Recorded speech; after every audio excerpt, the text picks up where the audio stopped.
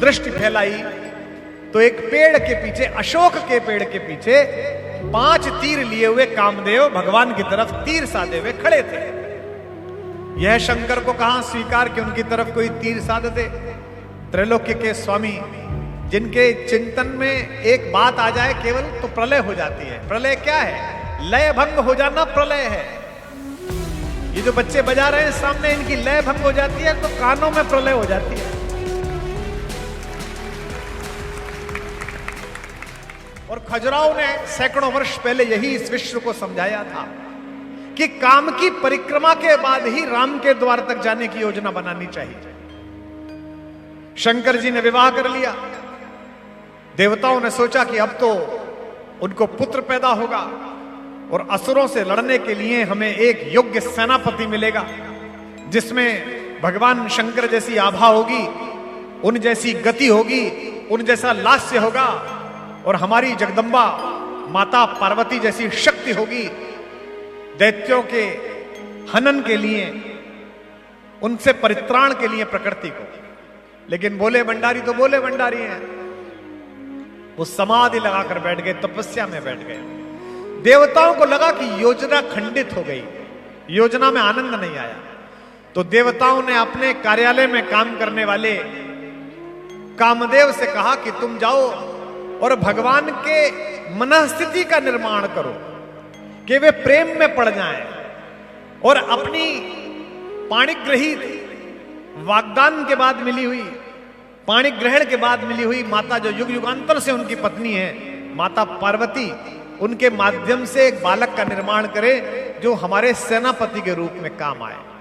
देखा जाए तो महाराज जी यहां जितने लोग बैठे हैं और हमारे परमप्रिय अनुज, यह काम तो सरकारी काम था, इसमें कामदेव का कोई दोष नहीं था। वो तो देवताओं के कहने पर अपनी ड्यूटी करने के लिए गया था। वो गया, शंकर जी साधना में बैठे हुए थे, कामदेव ने तीर चलाया, चारों तरफ बसंत छा गया, पुष्प पल्लवित हो गए, भ्रमर गुंजार करने लगे, तितलियां पराग कणों के लिए पुष्पों के ऊपर झूमने लगी, वृक्ष फूलों का श्रृंगार करने लगे, बयार बहने लगी और सुगंध वातावरण में फैल गई। समाधि के अंतिम स्तर पर, चेतना के अंतिम स्तर पर महादेव के मन में व्याकुलता आई, चंचलता आई और उन्होंने अपने दोनों दिव्य नेत्र खोले और देखा कि सब तरफ सुंदरता है। सुंदरता ईश्वर को प्रिय है, अच्छा होना ईश्वर को प्रिय है। लेकिन तभी उनके मन में शंका हुई कि ये ऋतु के विपरीत बात हुई है। ऋतु तो कामदेव की नहीं है, ऋतु तो बसंत की नहीं है, ऋतु तो शिशिर की है। इस समय तो बर्फ पड़नी चाहिए थी, फूल क्यों खिले हैं?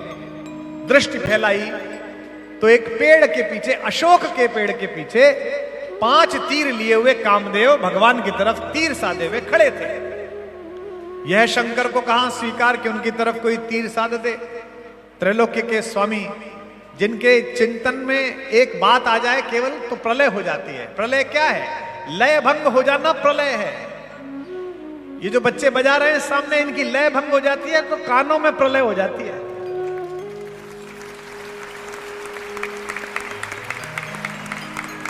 हमारे डॉक्टर्स आए हैं, ये यहां पर आला लगा के देखते हैं, ये हृदय की धमनी चेक करते हैं और कहते हैं ठीक चल रहा है, लय में चल रहा है। हमारे परम पूज्य तुलसी पीठाधीश्वर आचार्य जी महाराज श्री, अभी हृदय की लय थोड़ी प्रकंपित हुई तो हम सब उनके जो बड़े अति प्रिय हैं, हमारे मन में प्रलय पैदा हो गई। आधी रात हमने और भैया ने बात की कि महाराज जी से मिलने चल सकते हैं, और ये तो दौड़ के पहुंच ही गए जहाज पकड़ के महाराज जी के दर्शन करने। मैंने अपने परम प्रिय अनुज से कहा, जय से राम से, कि भैया वीडियो पे दर्शन करा दे, मन बड़ा बेचैन है। तो अगर धमनियों में उठने वाले भगवान की लय गतिभंग हो जाए तो प्रलय हो जाती है, हृदय की चाप गतिभंग हो जाए तो प्रलय हो जाती है। अगर भगवान की भक्ति की लय भंग हो जाए तो भक्त के हृदय में प्रलय हो जाती है। यह भी तय बात। प्रलयंकारी ने क्रोध में अपना तीसरा नेत्र खोला, उससे एक ज्वाला निकली और उस ज्वाला से कामदेव तत्क्षण भस्म हो गए।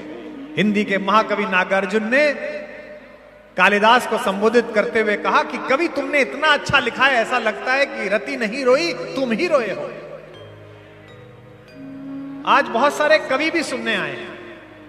नागार्जुन जी ने लिखा कि शिवजी के तीसरे नेत्र से निकली हुई प्रलय ज्वाला में धृत मिश्रित सूखी समिधा सम कामदेव जब भस्म हो गया, कालिदास सच सच बतलाना, रति रोई या तुम रोए थे। मैं जो बात कहने जा रहा हूं बागेश्वर धाम के श्रोताओं, प्रेम जब छुपकर भगवान के पास आया, प्रेम जब छद्म रूप धारण करके भगवान के पास आया, तो उस प्रेम को देवता होने के बाद भी मृत्यु का वर्ण करना पड़ा।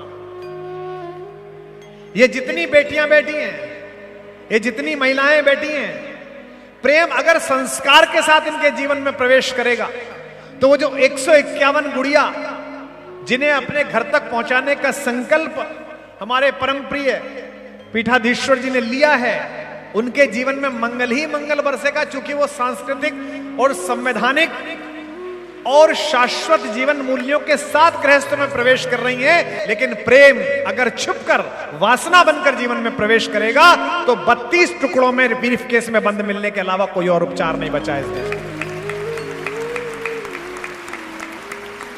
जब प्रेम शंकर जी को सम्मोहित करने के लिए छुपकर आया तो उसे स्वीकार करनी पड़ी मृत्यु। और वही प्रेम अब आप बदलें, वही प्रेम जब भगवान राम के पास पहुंचा तो कैसे पहुंचा? पहली बार मिथिला के उपवन में भगवान ने मिथिलेश नंदनी को पहली बार देखा, जिसे अंग्रेजी में कहते हैं लव एट फर्स्ट साइट। पहली बार देखा। उनके प्रिय अनुज लक्ष्मण ने भगवान को कोहनी मारकर कहा कि भैया ये जो युवती है ना, यही है जिसके कारण कल धनुष यज्ञ होने वाला है। तात जनक तनया यह सोई, धनुष यज्ञ यही कारण हुई। और जिन्होंने कभी स्वप्न में भी परिस्थिति का विचार न किया हो, उनके मन में भी कामदेव चढ़ गया।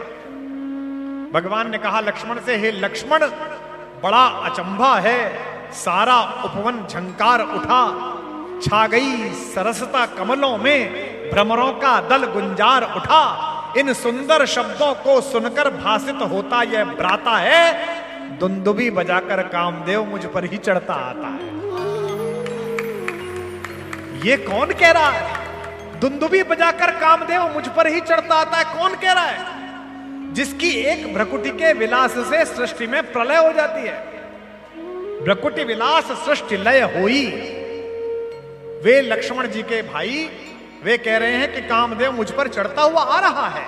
लेकिन वह कामदेव क्यों चढ़ गया?